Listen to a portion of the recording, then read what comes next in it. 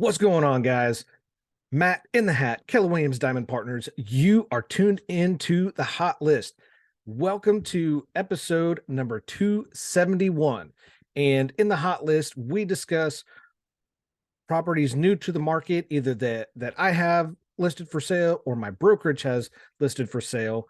And of course, I answer a question of the week that is submitted by you, the listeners. I do have the form. I have created a form. It is in the details section below. It's a Google form. All you have to do, just simply click on the link, fill it out, attach your email address on there so that it goes through, and it will get to me. I just want to say thank you guys so much for uh submitting your real estate questions. I greatly appreciate it, and it is not only a way to allow me to answer the question for you, it also gives me future content for episodes just like this one. So if you have a question about real estate, you're not sure where to start, I would love to be the real estate resource that you reach out to start with to get your question answered. Hopefully, from there, that's enough to give you some guidance into the direction you want to go, or if not, at least give you a starting place that you can kind of springboard onto there. So don't forget that form is now in the section below. This week I was hoping to have a follow-up from last week's episode about how to file an insurance claim. I'm still working on getting an insurance agent lined up. Last week, with it being spring break, it was just a scheduling conflict, and I wasn't able to get that done. So stay tuned to the podcast, and hopefully we can get that set up in the coming weeks. This week's question of the week may tie into that a little bit, but I really wanted to answer this question because, at least here in the Midwest, it is storm season, and I thought this was a good time to get this question answered. So this week's question of the week: how can I tell if my roof needs replaced? And that's a great question, and I think a roof is something we typically take for granted. Uh, we know it protects us from the elements, and ultimately, I think we kind of put it out of our minds because while we may see it every day, it's something just like filing a homeowner's insurance claim. It's one of those things we're going to have to go through during home ownership, but it's not one of those fun or glorious things that we have to deal with. And a worn or damaged roof can cause significant damage, not just to the outside of the home, but to the inside of the home as well. While some roofs do last longer than others, with time and weather, especially like we get here in the Midwest, it's going to need replaced. If you do catch the warning signs early enough, there's a chance that you can minimize the cost, prevent injury, and also prevent property damage as well. So today, what we're going to do to answer the question, how can I tell if my roof needs replaced? We're going to talk about 5 signs you may need a new roof. And first and foremost, number 1, leaks. While you may start looking on the outside of your home, and many people do, I would actually recommend starting on the inside. Your attic is a great place to start, and you're wanting to look for signs of wood rot or discoloration, which we'll get into a little more. And of course, the most obvious sign that you're going to see is water leaking from your ceiling, maybe a light fixture. Those are going to be the most obvious signs. However, if you just if you're in the attic and you just kind of see some water stains or discoloration, there may not be a leak yet, but you'll eventually see signs of water stains, maybe peeling paint, or maybe even mold growth. What you want to do is check for weakened seals around uh, any vents that you may have on top, skylights, and chimney seals. And if you check this early on, you can a room a sorry a new roof may not be needed, just because you caught it early enough that you can go into the repair part of it. Just in case, I would recommend getting an inspection. Don't just get one opinion. If they say, yeah, you need replaced, uh, get multiple opinions, and that way you'll be able to tell if it is just a roof leak or if your entire roof will need to be repaired. Number 2, damaged shingles. The most common shingles that people use right now are asphalt shingles, and these go through lots of wear and tear over time. Damage may show up in forms of cracking, curling, or maybe even missing shingles. The missing shingles are the most obvious sign of damage, or maybe it's even at the end of the lifespan. You'll start to see the cracking and curling. If you're in a storm-prone area, make sure that you check after a storm for signs of missing shingles. Because your shingles should, number one, be in place, and number two, be lying flat against the roof and not kind of curled up from the top or underneath. Now, if you have a different style roof, maybe you have a metal roof, slate roof, or clay tile, what you want to look for are spots that may be wearing thin or look a little thin, and look for cracked, dented, worn, or again, missing pieces. Those would be good indications of some type of damage. Now, on every roof, there are more spots that are prone to damage that you want to definitely check out. Those are going to be the slopes of the roof where they receive the most direct sunlight, and then valleys of the roof where the shingles kind of come together and allows the water to run into gutters. So check those areas. Those tend to have the, like I said, the most prone and most signs of wear. Also, while you're up there, check your gutters.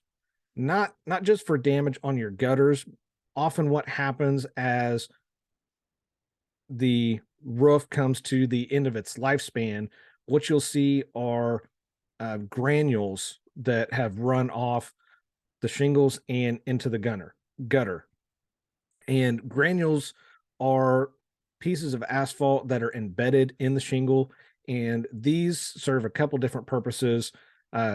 Obviously, the one people most know about is the Keller, but they also offer some fire resistance and UV protection as well. These are extremely crucial to a roof's lifespan, which means losing these can be a huge warning sign that it's time to replace your roof because it's at the end of its life. Number 3 is the age. Check your records to see how old your roof was. For example, if you just bought a house, it should be on the disclosure, or if it wasn't, hopefully you had a roof inspection done by a contractor that gave an estimate of the age. Also, at least here, a permit has to be pulled through the city to perform the work on the roof. So call your local municipality, see if they have a record of the last time a permit was pulled. Now, that's not going to necessarily give the age of the roof if a permit wasn't pulled, but it at least gives you a place to start. A typical asphalt roof can last anywhere from 20 to 50 years, depending on the type of asphalt and the quality. Where metal roofs, slate roofs do last a little bit longer, and knowing the age of your roof is going to give you an idea of how much life it has left, or at least should have left. Um, Again, depending on where you live, because this will vary by location, weather, and roof material. So just keep all that in mind. Number 4 is going to be rot or discoloration. I kind of mentioned that in the beginning, looking in the attic for signs, because the this will often be seen in the roof decking, which are the wooden boards that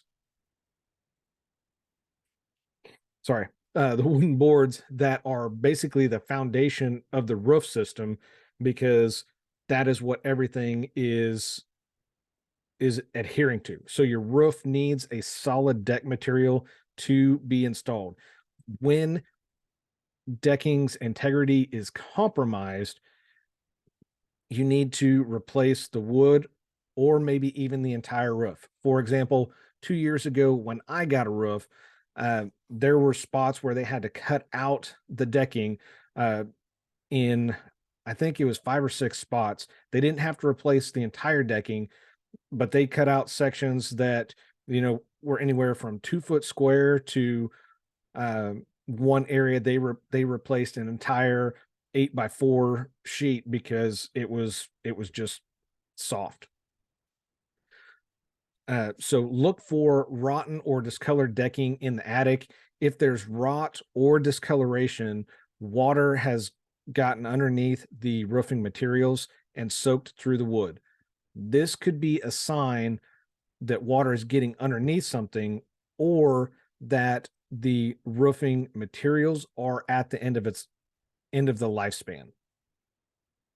One thing you can do if your attic is not easy to access, you can look on the outside of the roof, or especially if you're looking at buying a house and you don't have easy attic access, walk around the outside of the house and look for signs of maybe a drooping or sagging roof.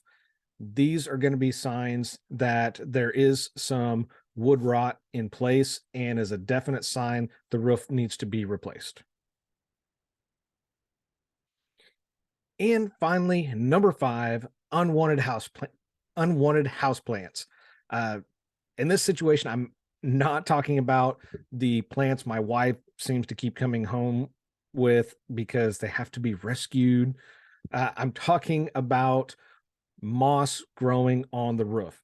While moss may look kind of cool in a shady corner of the yard, which is fine, it is not a great thing to be seen on your roof. This indicates that there is age to the roof and that there's moisture trapped somewhere on the roof or under, and can ruin the roof over time.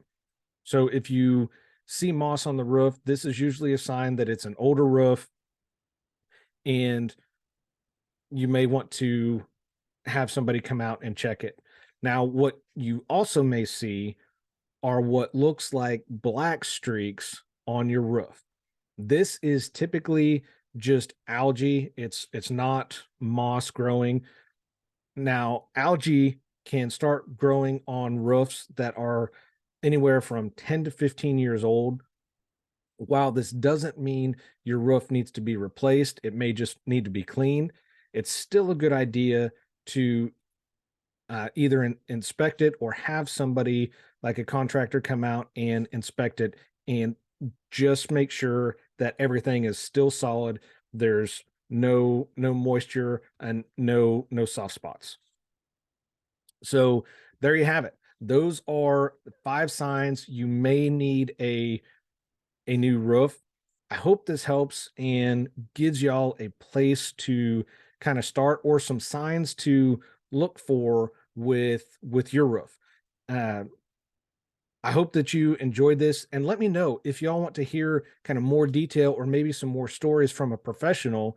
Let me know, and I will see if I can get one lined up and willing to come on the podcast and kind of give some warning signs and some stories from their perspective as a professional, versus just a homeowner. Also, don't forget that the question of the week form is in the details section below. Please keep those questions coming. I greatly appreciate it. And one last favor, please leave me a review on iTunes and Spotify. This helps get in front of more people. Like this, share this, send it to somebody that may be going through this or have some questions. And if you're listening or watching this on YouTube, make sure you do the YouTube things, like, subscribe, hit that thumbs up.